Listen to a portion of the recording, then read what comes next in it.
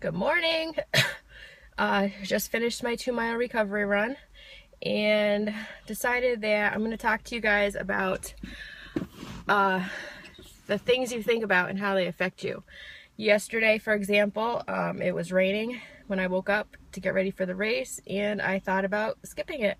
I thought about quitting. I thought about just curling back up in bed and not running the race. I then and then I thought about all the people that I had told about this race and that I wanted to run this race with me, and how would they feel if I skipped and they didn't. Like, that doesn't set a very good example. And because I want to mentor and help people, I kind of have to do what I say and I have to follow through. So I had to quickly change my attitude. So I did a little stretching, a little yoga yesterday morning, thought about some things, and decided to go run the race. So now let's talk about what I thought about during the race, because that's kind of weird.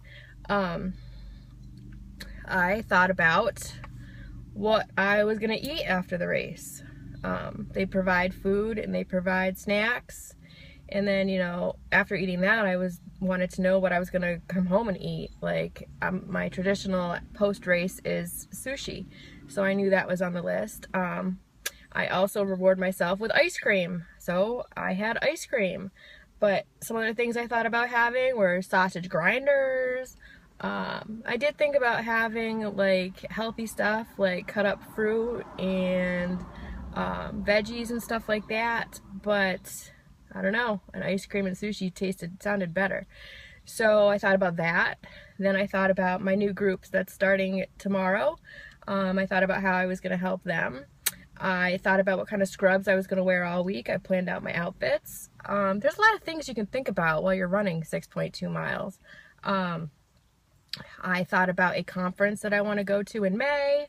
I thought about how the hell I was going to PR this race. Like that, I thought about that for probably the last 3.2 miles. Like planning out, looking at the course and trying to figure out where I was going to kick it up, where I was going to slow down, how I was going to get through the last 3.2. Who was in front of me, who was behind me, who was I not going to let pass me. Like, I had to turn it into a serious competition with myself. Like, I had to make sure that I was going to do A, B, and C, and that D was going to be me crossing that finish line faster than the time that I did last year. And anybody who's run that Bridge of Flowers race or has heard about it knows that it is a total mental game. I walked the hill. I have no shame in that whatsoever. That's where I did a lot of thinking too. I actually responded to some Facebook messages while I was doing that. I took a couple selfies of the big huge hill and the people behind me and the people next to me. I thought about my run today that I just got done. Like, where was I going to run? What was I going to see? What was I going to do? So things I saw today.